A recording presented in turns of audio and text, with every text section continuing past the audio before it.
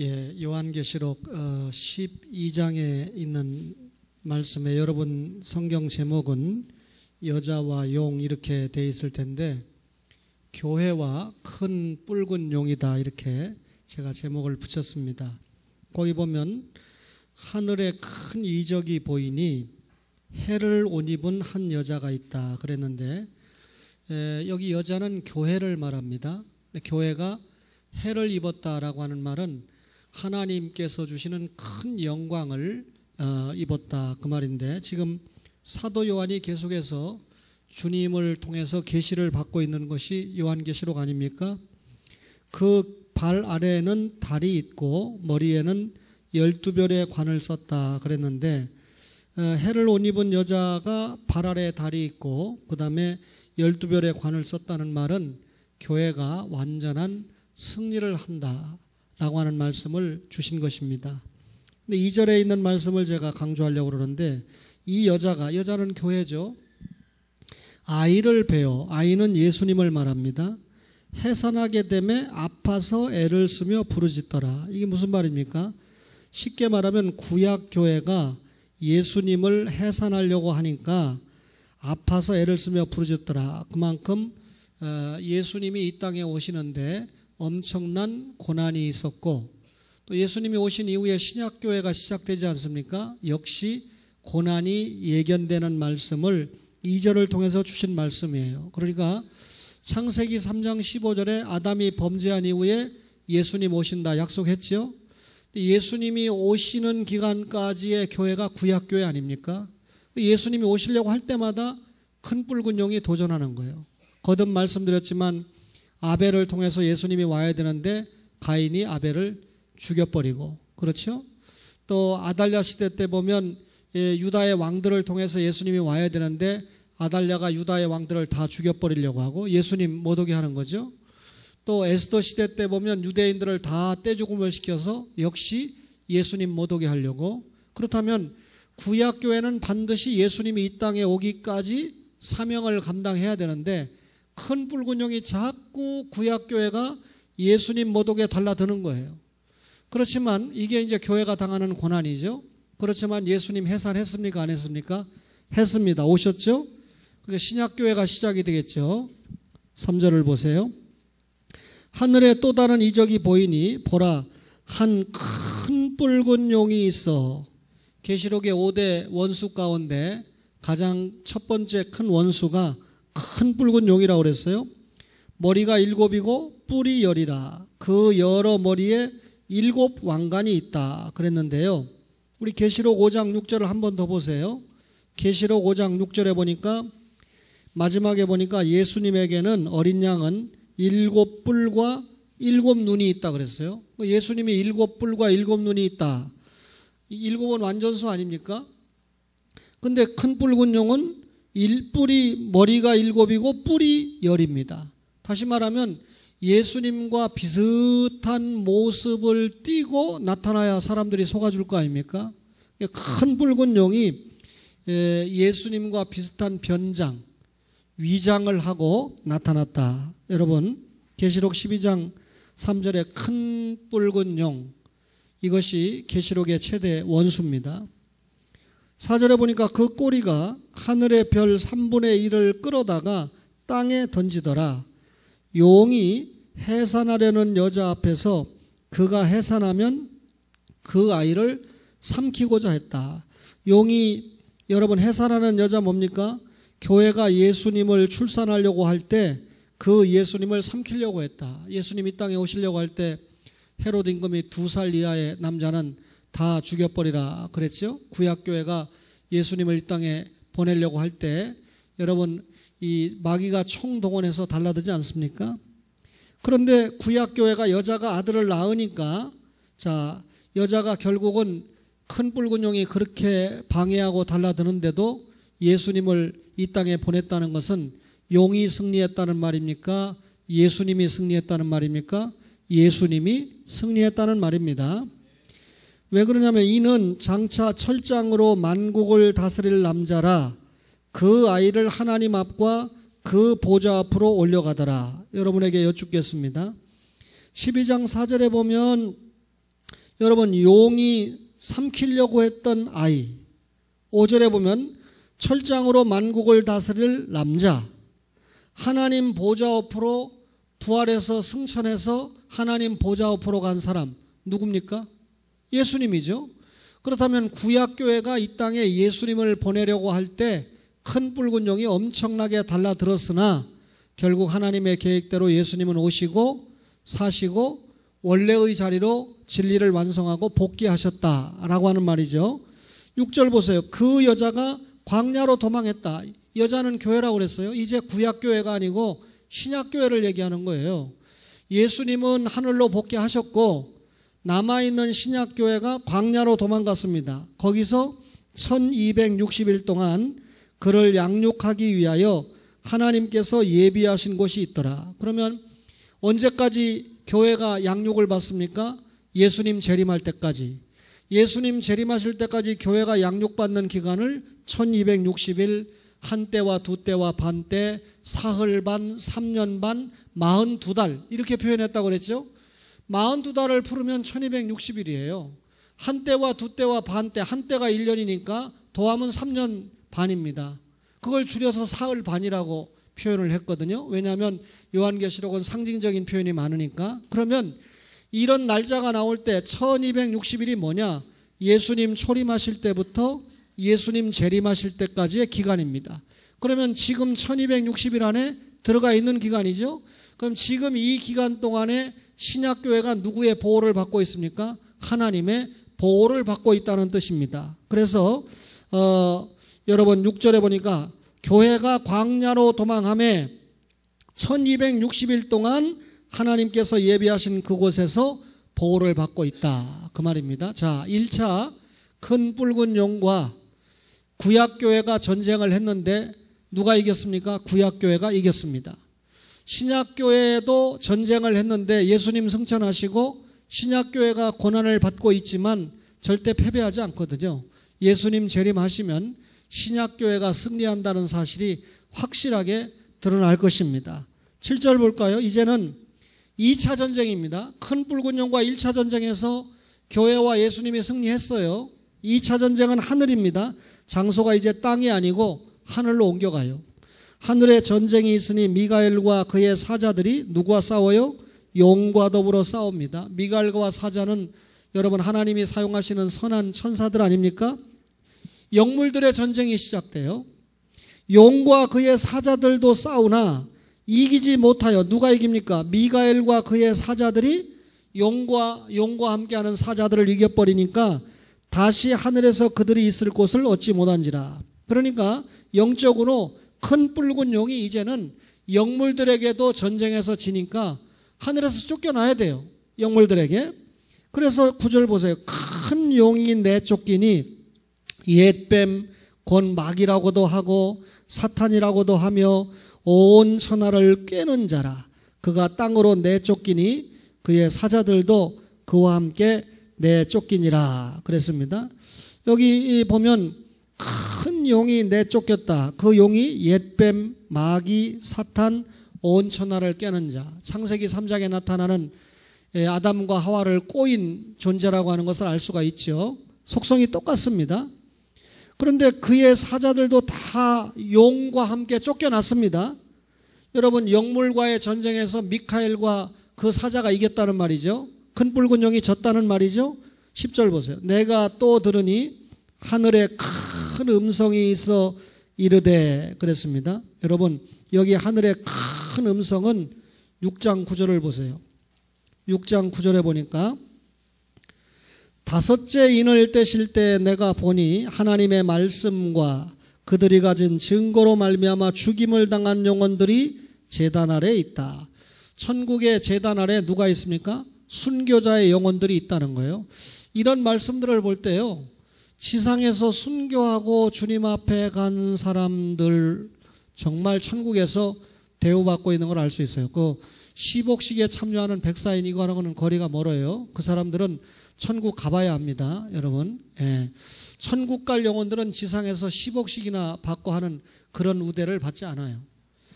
참 시간은 없고요. 그러면 여기 제 생각에 하늘에 큰 음성이 있다 할 때 순교자들의 음성이 아닌가.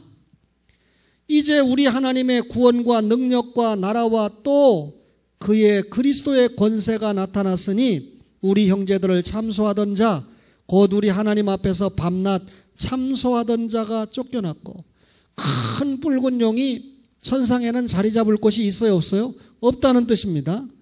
또 우리 형제들이 어린 양의 피와 자기들이 증언하는 말씀으로써 그를 이겼다. 이건 순교자들 아니겠어요? 거기 보니까 순교자들이 뭘로 이겼어요? 어린 양의 피로 이겼고 증언하는 말씀으로 이겼다. 그러면 왜 순교당했습니까? 어린 양의 피를 믿고 구원받았는데 그 구속의 감격에서 어린 양의 십자가와 부활을 증언하다가 말씀대로 살고 말씀대로 전하다가 순교당한 거 아닙니까? 그렇죠? 근데 그들이 이겼어요. 그들은 죽기까지 자기들의 생명을 아끼지 아니하였도다. 믿음을 지키고 사명을 파수하는 일을 끝까지 감당하는데 목숨까지 아끼지 않고, 그러니까 바울 사도가 여러분 사명을 마치려 하면은 자기 목숨도 여러분 중하다고 생각하지 않았잖아요. 목숨보다 사명을 더 귀하게 여기지 않았습니까? 여러분 2차 전쟁에서 여러분에게 여쭤보겠습니다. 자, 영물과의 전쟁에서 계시록에 나타나는 최대 원수인 큰 붉은 용이 이겼습니까? 하나님의 선한 도구로 사용받는 미카엘과 그 사자들이 이겼습니까? 미카엘과 그 사자가 이겼어요. 12절 보세요. 그러므로 하늘과 그 가운데 거하는 자들은 즐거워하라. 하늘과 그 가운데 거하는 자가 누구예요? 순교자들, 또 예수 믿고 천국에 간 성도들, 천상에 있는 영물들. 그렇죠? 하늘과 그 가운데 거하는 자들은 즐거워해라. 그러나 땅과 바다는 화가 있다. 여기 땅과 바다는 뭡니까? 이 세상을 얘기하는 거 아니에요? 우리 계시록 13장에서 바다에서 올라온 짐승, 땅에서 올라온 짐승 지난 시간에 우리 공부하지 않았어요? 이는 마귀가 자기의 때가 얼마 남지 않은 줄을 알므로 크게 분내어 너희에게 내려갔습니다. 가더라 그랬습니다. 자, 2차 전쟁에서 미카엘과 그 사자가 영적인 전쟁에서 이겼어요. 그러니까 큰 붉은 용은 1차에도 지고 2차에도 졌습니다. 3차 전쟁을 볼까요? 13절 보세요. 용이 자기가 땅으로 내쫓긴 것을 보고 남자를 낳은 여자를 박해하는지라. 여기 남자를 낳은 여자는 교회라고 그랬습니다. 그렇죠? 그러면 용이 지금 자기가 이제 땅으로 쫓겨났어요. 그러면 용의 활동 무대가 어디입니까? 이 세상 땅이죠. 이 세상이죠. 그래, 이 세상에서 남자를 낳은 여자니까 누굽니까? 교회, 신약 교회를 박해하는 거죠. 여러분, 예수님이 부활 승천하신 때가 30년인데 콘스탄틴 대제가 기독교를 공인했을 때가 313년이에요. 그때까지 지상의 교회는 예배당을 제대로 건축하지 못할 만큼 핍박을 받았어요. 왜 예배당 건축 못했습니까? 예배당 건축하면 나는 기독교 신자요 하는 것을 훤히 드러내는 거니까 여러분 나 붙잡아다 죽이시오 하는 것밖에 안 되잖아요. 그러니까 엄청나게 교회가 핍박을 받았어요. 다시 말하면 큰 붉은 용 사탄을 통해서 얼마나 지상의 교회가 박해를 받았는지 이건 역사적으로 굉장한 증거가 많이 있는 거죠. 14절 보세요. 그 여자가 큰 독수리의 두 날개를 받아 광야 자기 곳으로 날아가 거기서 그 뱀의 낫을 피하여 한 떼와 두 떼와 반 떼를 양육받았다. 여자가 누굽니까? 교회죠. 교회가 지금 어디에 올라탔습니까? 독수리의 두 날개를 올라탔지요. 영적인 표현이잖아요. 구약의 이스라엘 백성들이 애굽에서 나왔을 때 하나님께서 내가 이스라엘 백성들을 독수리의 날개에 업어서 인도했다라는 표현을 사용하셨죠. 여러분, 독수리는 가장 높이 올라가잖아요. 가장 멀리 보잖아요. 이런 독수리의 날개에 업혀서 양육을 받았다라고 하는 말은 절대로 마귀가 손 못 대게, 사탄이 절대로 교회를 침노하지 못하도록 결과적으로는 누가 보호했다는 말입니까? 하나님께서 보호를 하셨는데, 거기 보니까 뱀의 낫을 피하여 언제까지 양육받았어요? 한 떼와 두 떼와 반 떼. 여러분, 예수님이 초림하실 때부터 예수님이 재림하실 때까지 보호를 받았다 그 말이죠. 여러분 제가 오후 예배 때 이렇게 귀한 설교를 하고 있는데 제 아내는 그래도 저랑 오래 살다 보니까 집에 들어가서 물어보면 오전 예배 때 오후 받았냐, 은혜 받았습니까? 오후 예배 때 은혜 받았습니까? 그러면 오후 예배 때 은혜 받았다는 거예요. 그러면 내가 오전에도 오후같이 할까? 그러면 여러분 우리 이 권소연 성도는 어떻게 되죠? 처음 왔는데 그러니까 참 이 목사라고 하는 이 사람이 하나님의 말씀을 전할 때 눈높이를 맞춘다는 게 너무나 힘들어요. 제가 제 서재에 가만히 앉아 있는 것 같아도 성훈이가 왔을 때 불렀어요. 야, 청년의 공부 끝났냐? 끝났습니다. 청년의 공부를 뭐 했냐? 예, 하나님과 이런 여러 가지 기초적인 것을 공부하고 있습니다. 솔직하게 말해 좋으냐 나쁘냐? 좋다는 거예요. 예, 지가 좋다고 그랬으니까 하여튼 구희진 집사님이 당회에서 이제 청년회 그만하십시오라고 할 때까지 지가 거기 참석해야 되는 거예요. 그죠? 예. 대학교 졸업해도 청년이죠. 그렇죠? 장가 갈 때까지는 청년이죠. 그렇죠? 예. 제가 얼마나 감사한지요. 제가 방금 말한 친구 동생이 알바해가지고 몽땅 주님 앞에 첫 사례를 드렸다고 그러니까 오빠가 자극을 받아가지고 자기도 취직하면 그렇게 하겠다고 저한테 서약을 했어요. 그러니 저는 지금부터 무슨 기도를 해야 되냐면 이제 이 친구가 졸업반이고 학기 끝났거든요. 이제 취직을 하려고 솔솔 알아보는 것 같아요. 이쪽 저쪽. 그래서 제가 빨리 취직이 되되 신앙생활을 잘할 수 있는 직장. 두 번째는 첫 월급을 많이 주는 직장. 제가 이렇게 기도를 해야 되겠다. 이 청년에서 공부를 잘해서 이 지도하시는 집사님이 인정을 하면 제가 간단하게 이 쉬치만 하고 우리 태명야에게 학습도 베풀 수 있습니다. 어떻게 제가 다 합니까? 그죠? 담당하는 선생님이나 부목사님이나 전도사님들이 이렇게 해서 이제 이 정도면 됐습니다 할 때 제가 최종 심사만 하면 되는 거 아니겠어요? 그렇죠? 오늘 오전 설교를 진지하게 했는데 이 네 사람이 연합된 믿음을 통해서 또 중풍병자가 주님을 만나서 낫게 되는 설교를 했는데 이 목사님이 제 방에 들어와서 이렇게 말씀하는 거예요.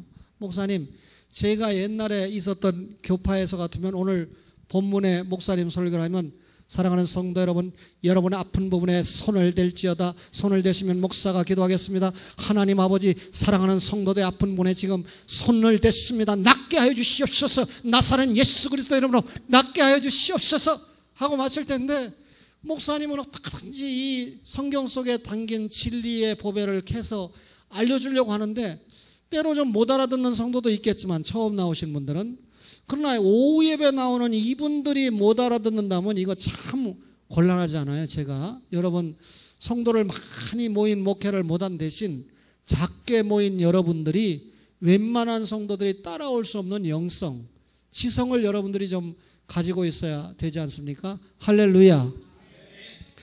여러분 아마 옛날 같으면 권영현 집사님 벌써 초월교회 떠났을 거예요. 제가 얼마나 못 살게 구는지. 왜 그러냐면 사랑하니까.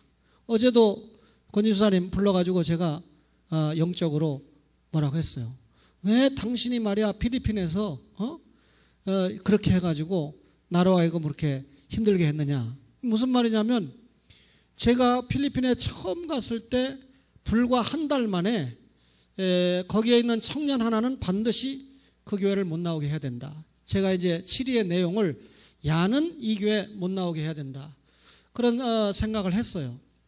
그런데 오해하지 마세요. 앞에 이 전임자가 성실한 목회를 하지 않았는데 자기가 떠나면서 나한테 마지막 준 말이 어떤 아이 지금 말한 청년 이름을 찍으면서 목사님 얘가 목회에 굉장히 방해가 되는 아이니까 목사님이 처리를 해야 될 겁니다. 나는 이미 캐치를 했는데 떠나면서 왜냐하면 중복된 기간이 한 달여 동안 같이 있었거든요. 이제 인수인계 하는 기간 동안에 떠나면서 그런 얘기를 하는 거예요. 그러니까 이 전임자도 굉장히 고통을 당했구나. 그런데 그러면 그렇게 5년 동안 목회하면서 고통을 주는 청년이면 담임 목사가 처리를 해야 될 거 아닙니까? 근데 처리를 안 해놓고 이제 이 공이 저한테 넘어왔어요.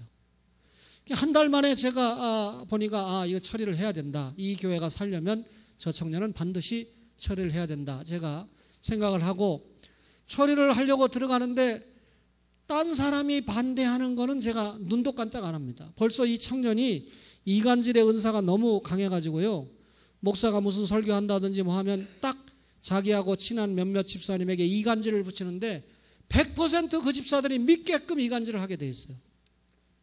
100% 믿게 돼 있습니다. 그러니까 내가 그 집사들이 그 교회에서 떠난다 할지라도 이건 처리를 해야 된다. 그래야 앞으로 교회가 된다. 이미 신목사 설교 알아듣는 사람들 많이 있었습니다. 초창기에. 그러니까 빨리 초기에 정리를 안 하면 교회가 어렵다 생각을 했는데 세상에 권영현 집사님 부부가 그 딸내미 구조운동을 하는 거예요. 그러니까 목사의 의중을 딱 알고 이건 내 친다라는 걸 딱 의중을 알고 그거 외에도 골치 아픈 일들이 많잖아요. 교회 하다 보면. 그런데 이 구조를 하려면 이 딸내미를 신목사님 앞에 가서 무릎 꿇고 빌게 해야 되겠구나. 방법은 맞아요. 그래가지고 돈도 없는 이분들이 돈 없다고 다 썼잖아요. 가서. 그래가지고 나를 필리핀에 가서 처음으로 비싼 식당 가봤어요. 한국에서는 언제 그런 데 들어가 볼래요? 비싼 식당에 갔는데 딱 앉으니까 그 청년을 데리고 왔어요. 그래가지고 내가 이미 지적한 부분에 대해서 처음에 인정 안 하죠. 청년이 인정할 턱이 있습니까? 절대로 인정 안 하죠. 자기 패거리 집사들이 다 자기 편 들어주고 하니까 이미 그 속인 거를 권 집사님 내부는 아는 거라 이제 신목사가 어떤 사람인지 아니까. 그러나 그 딸내미를 구해줘야 다른 집사들도 살겠다라는 판단을 한 거예요. 이분들은 교회를 굉장히 사랑했지. 그러나 그때 끌어냈어야 됩니다. 그 집사들하고 다. 이제 끄떡 하잖아요. 그런데 권영현 집사님 부부가 생명을 걸고 용서해 주라고 그러니까 용서는 해줘도 내보내야 돼. 그동안 지은 죄 때문에, 교회 파급 때문에. 그래야 교회가 사는데 이 부부가 매달리니까 제가 비싼 밥 얻어먹고 또 아이가 용서를 빌으니까 용서를 해줬어요. 그래가지고 이제 제가 나온 거 아닙니까? 뒤에 목사님이 들어가셨는데 여러분 아무리 여러분 우리 신영양이 여기 앉아있다고 해도 목회 경력이나 영역이나 기준으로 볼 때 박 목사님이 아직까지는 저만 하겠어요? 아직까지는 오해하지 마세요. 박 목사님이 코가 빠져가지고 최근에 무슨 메일이 왔을 때 제가 답장을 뭐라고 보냈는지 알아요? 이제 박 목사님이 되시는 것 같습니다. 다시 말하면 그 당시 내가 해결하지 못한 그 청년 때문에 지금 박희경 목사님 교회가 시궁창이 됐어요.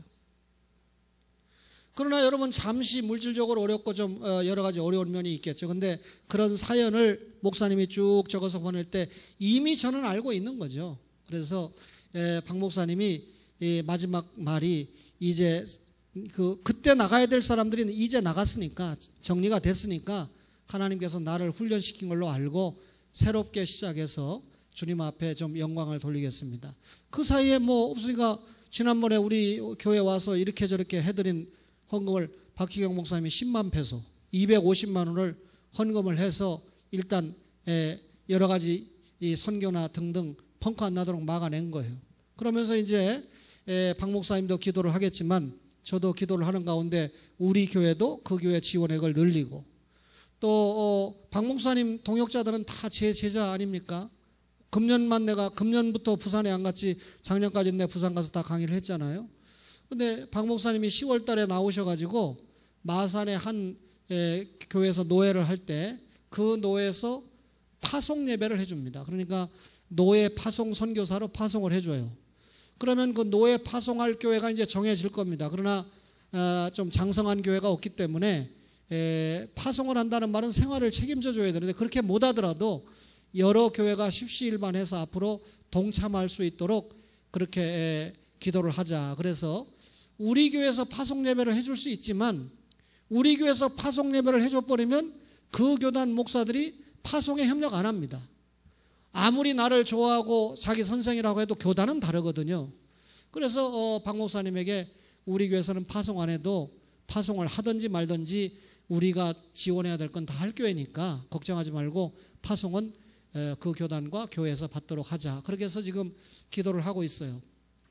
여러분, 그래서 제가 괜히 권 집사님에게 화풀이 하죠. 집사님, 그때 내 말 좀 들었으면 신목사 마음 좀 알았으면 내가 용서하자고 해도 저는 잘라야 됩니다. 그래야 교회가 됩니다. 그랬으면 교회가 되는 건데 그만 이 집사님이 믿음은 있고 사람은 좋지만 목회를 하시는 분이 아니잖아요. 그러니까 제가 왜 그랬나 그때는 이해를 못한 거예요. 그래서 그때 이해를 못한 부분 때문에 나는 권 집사님 네 분까지 놓치면 안 되니까 양보를 했는데 결국은 우리 집사님이 편들었던 집사, 그 딸하고 관계된 집사 다 문제 일으키고 교회에 얼마나 필리핀에 엄청난 폭풍을 일으켰는지 말로 못해요. 제가 여기서 설명을 못합니다. 제가 뭐 괜히 가서 거기 가서 싸웠겠어요. 지금 왜 이런 얘기 하는지 아세요? 권 집사님 네 분이 이제 여기 오셔가지고 내가 그렇게 뭐라고 해도 잘못했습니다. 죄송합니다. 그때 생각이 짧았습니다. 기도하겠습니다. 이러니까 앞으로 초원교회에서 귀한 네 분이 별과 같이 사용받을 줄로 믿습니다. 네. 권 집사님이 처음에 오셨을 때는 약간 피곤해서 졸았어요. 근데 요새는 맨 앞자리에 앉아서 제 설교를 열심히 듣잖아요. 그래서 이제 이번에 취임을 앞에 두고 제가 요한계시록 12장을 한번 제 앞에서 깨달은 대로 설명해 보세요 해서 설명을 잘 하시면 통과, 설명을 못 하시면 1년 유급. 여러분, 이게 권 집사님 얘기했지만 다른 분들 다 지금 해당되는 얘기입니다. 여러분, 우리 교회는 그런 성도가 없으니까 다행인데 필리핀 가니까 다들 성도들이 뿌리 달려가지고요. 성도라고 말하기도 힘들어요.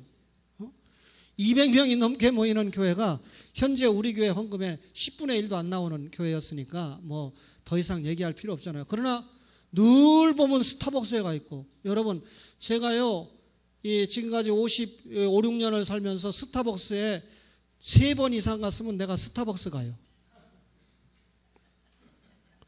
13절 보겠습니다. 용이 자기가 땅으로 내쫓긴 것을 보고 남자를 낳은 여자를 박해해서, 여러분 여자 교회가 독수리의 두 날개로 한때 두때 반때 양육받죠. 15절 보겠습니다. 여자의 뒤에서 뱀이 그 입으로 물을 강같이 토하여 여자를 물에 떠내려가게 하려 하되, 자, 뱀이 붉은 용 아닙니까? 사탄 아닙니까? 이게 물을 강같이 토해서 결국은 누가 떠내려가요? 여자, 교회가 떠내려가죠. 이 말이 무슨 말입니까? 사탄 때문에 교회가 엄청난 박해와 핍박을 받는다는 말 아니겠어요?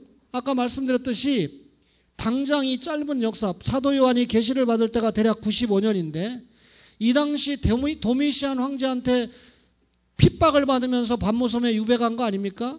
그 앞에 네로 황제 때는 베드로와 바울이 순교당하지 않았어요?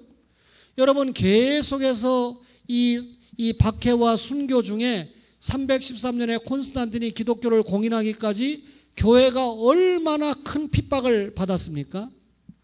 그 이후에도 계속해서 주님 오실 때까지 교회가 사탄을 통해서 핍박과 박해를 받는데, 예를 들면 무신론의 도전, 그 다음에 이 천주교와 같은 이 이단들의 도전, 또 여러분 이 유병언과 같은 사이비 이 이단들의 도전, 또 심지어 불교나 여러분 이 유교나 혹은 여러분 이 이슬람교나 이런 다른 계통의 종교들 때문에, 이교들 때문에, 뭐 이슬람교는 이교라고 봐야 될지 이단이라고 봐야 될지 아직까지 우리가 좀 모호하지만 이런 타종교 때문에 당하는 고통이 얼마나 많습니까?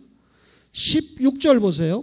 땅이 여자를 도와 그 입을 벌려 용의 입에서 토한 강물을 삼키니 그랬습니다. 여러분, 여자 교회를 땅이 도와가지고 그 입을 벌려 용의 입에서 토한 강물. 그 용은 교회를 괴롭히는 여러분 이 핍박의 산물이잖아요. 그러니까 예를 들면 교회를 괴롭힌다는 게 뭡니까? 예수 못 믿게 하고 예수 믿는 일 때문에 순교시키고 무신론, 신천지, 이단 이런 걸 자꾸 교회 안에 끌어들이는 게 용의 역할이잖아요. 그렇죠?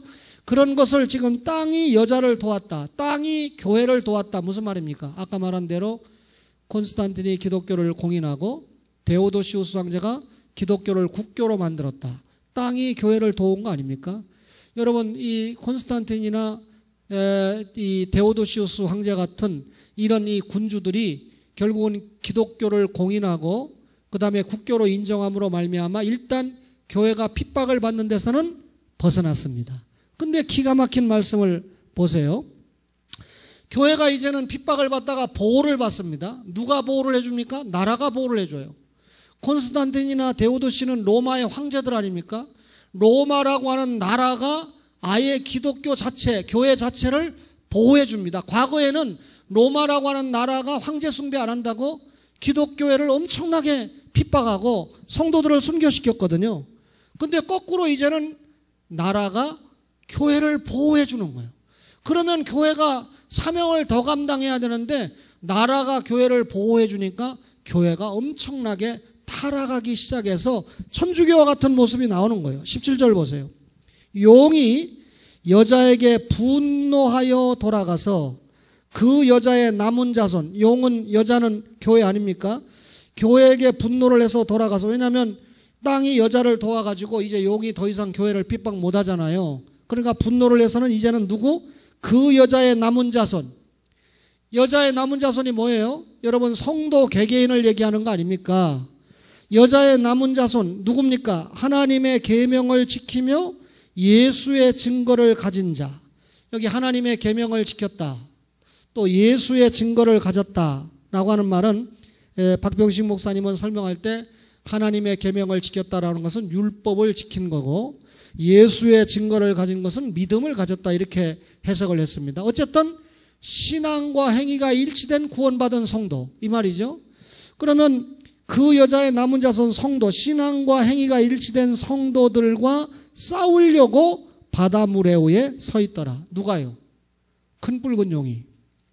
그러면 사도 요한의 이런 환상 속에서 지금 주님이 오시는 그때까지 큰 붉은 용의 사촉을 받는 마귀와 교회의 남은 자손, 다시 말하면 하나님의 계명을 지키고 그 다음에 예수의 증거를 가진 여러분과 저와 아직까지도 전쟁이 진행 중입니까? 아닙니까? 진행 중이라는 뜻이에요. 그런데 먼저 설교를 했지만 13장에 보면 지난번에 13장 1절에 바다에서 올라온 짐승, 13장 11절에 땅에서 올라온 짐승, 둘 다 누구의 사촉을 받죠? 큰 붉은 용의 사촉을 받죠? 큰 붉은 용의 쫄기 아닙니까? 바다에서 올라온 짐승은 뭐라고 그랬습니까? 적기독 패권 국가라고 그랬죠? 땅에서 올라온 짐승은 뭐라고 그랬습니까? 거짓 선지자라고 그랬죠? 그러면 적기독 패권 국가가 누굽니까? 저는 생각할 때 물론 이 중동에서 나올 수 있는 가능성도 있지만 지금 확실하게 이건 우리가 단언 못해요. 제가 생각할 때 이쪽으로도 관심이 가요. 로마 천주교. 여러분, 교황이 바티칸 시국의 조그마한 나라의 이 왕일 뿐인데, 그죠? 군주일 뿐인데 이 로마 교황 군주 한 사람의 말에 12억 의 인구가 움직이고 그 다음에 전혀 천주교 국가가 아닌데도 불구하고 이번에 입증을 했잖아요. 이 교황이 우리나라 왔는데 온 나라가 난리가 아닙니다. 대통령부터 해서 한 대통령이 누구 아빠는 한 번도 안 만나주는데 교황은 3번이나 얼굴 대하고 악수하고 만났다는 거 아닙니까? 그죠? 그러니까 여러분, 두말할 필요 없이 제가 설명 안 해도 로마 교황청의 교황이 이게 적그리스도, 바다에서 올라온 짐승을 상징하는 패권 국가를 상징하는 수장인데, 여러분이 볼 때 저 사람이 온 세계를 돌아다니면서 예수님을 바로 전하는 사람 같아요? 예수 바로 전하는 사람이 마리아 이름으로 기도하고 예수 바로 전하는 사람이, 여러분, 무신론자도 선한 일을 하면 구원받을 수 있습니다, 이렇게 얘기하고 돌아다닙니까? 그러니까 여러분, 확실하게 적기독 패권 국가죠. 또 13장 11절에 보면 뭐라고 그랬습니까? 땅에서 올라온 짐승은 뭐라고 그랬죠? 양같이 말하는 거짓 선지자라고 그랬죠. 양같이 말하는 거짓 선지자 누굽니까? 교황 아닙니까? 자, 로마 천주교를 이 권력의 입장에서 보지 않고, 나라의 입장에서 보지 않고 종교의 입장에서 볼 때는 저게 거짓 선지자라는 거죠. 그러니까 만약에 천주교 교황이 국가의 수반 입장에서 우리나라 왔을 때는 우리나라가 훨씬 더 경제적으로 여러분 우위에 있는 나라인데 박근혜 대통령이 그렇게 머리 숙이고 만날 필요가 있느냐, 그 말이에요. 그죠? 미국의 대통령이 온 것도 아닌데. 만약에 국가의 수반으로 인정하지 않고 로마 교황이 종교의 수장으로 왔을 때 과연 여러분, 이 천주교의 대표성을 띈 사람인데 이 나라에는 불교 신자도 있고 기독교 신자도 있고 각 신자들이 있는데 여러분, 광화문 앞 중요한 데를 내주고 누가 비판하듯이 그렇게 할 수 있느냐?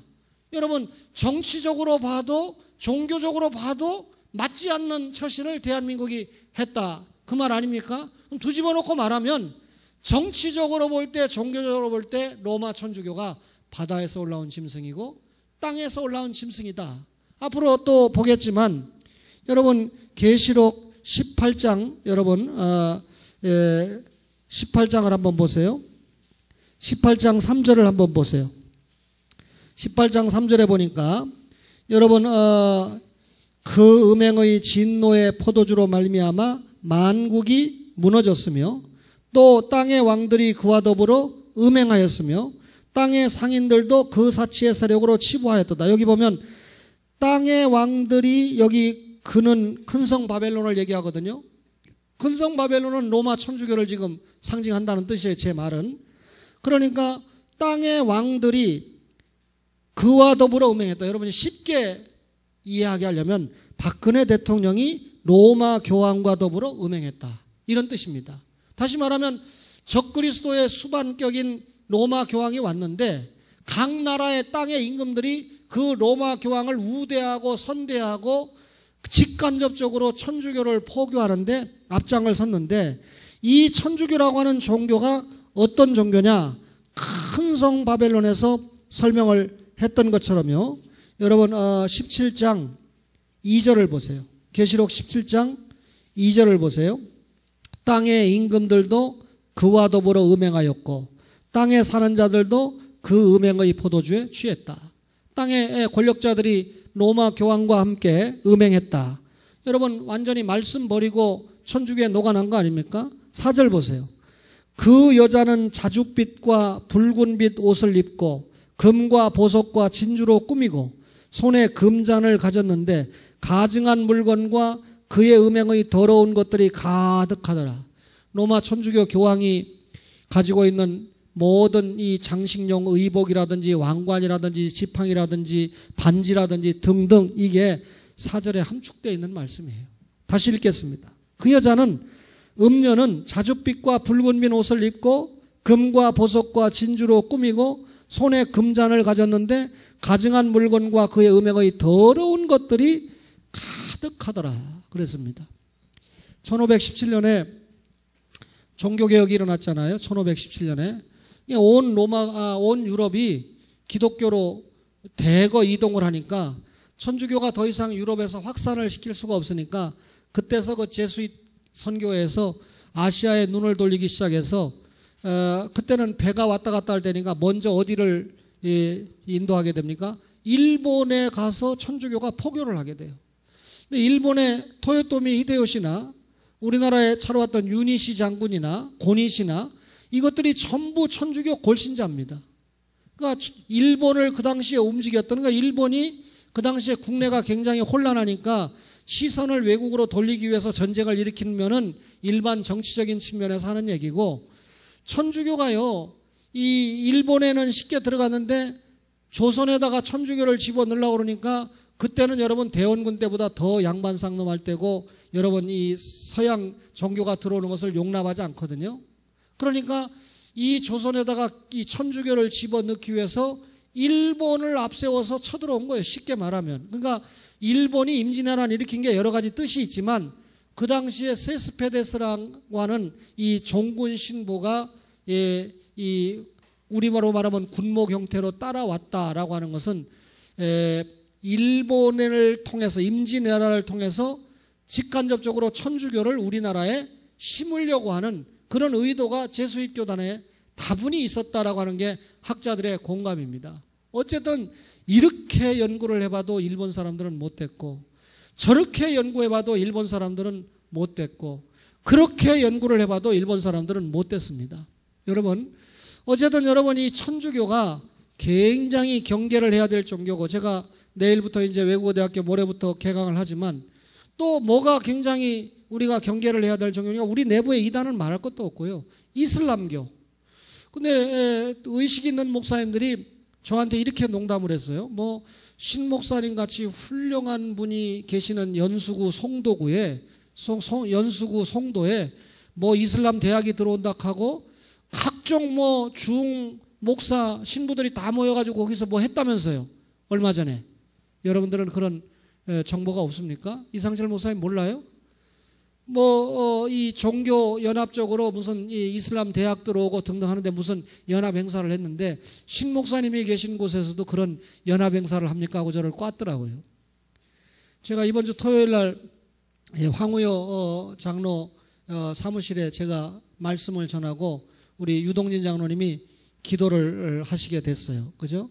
근데 이제 토요일 날 가서 제가 말씀도 전하고 또 유 장로님이 거기에 나오는 분들 가운데 다 정치하려고 그러고 뭐 한 자리에 얻으려고 하지만 순수하게 가시는 분이잖아요. 기도하고 제가 말씀을 전할 텐데 그날 특별한 일이 안 생기기를 여러분 기도해 주세요. 다시 말하면 황 장로가 교육부에 무슨 문제가 생기면 또 예배 불참할 수도 있잖아요. 지금까지 그런 일이 없는데 참석을 해야 제가 사실 거기 딴 분들은 다 거기 장로 집사들이 많으니까 그렇고 제가 황 장로 한 사람이 조금 더 좀 말씀을 듣고 변화가 되면 조금 더 좀 이 기독교적 이 정치를 하는데 도움이 된다고 하면 그게 여러분 좀 파급되는 효과가 있을 거 아닙니까? 더군다나 제가 지금 대학에 가서 강의하는데 그날 그런 얘기를 해야 될지 말아야 될지 모르겠지만 황 장로님 중앙대학교를 가장 좋은 대학으로 선포를 해주세요. 예? 중앙대학교에 4명 교수 지금 1년 동안 강의 못 하잖아요. 정 교수가. 평상시 학생들에게 강의를 똑바로 안 했다. 연구를 똑바로 안 했다는 이유 때문에 처음으로 1년 동안 강의를 못 하도록 수업을 안 줬어요. 이건 교수로서는 치명타거든요. 너 관둬라 그 소리거든요. 근데 못 관두잖아요. 처자식이 있으니까. 그죠? 또 해필 그 시간에 자기 아들, 딸이 대학생이니까 대학 등록금 받아 먹어야 되니까 체면 불구하고 거기 있잖아요. 관두라는 소리인데. 근데 이걸 전국적으로 확대해야 돼요. 그러니까 교육부가 쉽게 말하면 이 대학 교수들 가운데 강의 제대로 안 하고 연구 제대로 안 하고 돌아만 댕기고 철밥통으로, 그죠? 나는요, 이 무슨 이 종편 방송이라고 합니까? 여기에 보면 교수들이 그냥 주야장천 나와.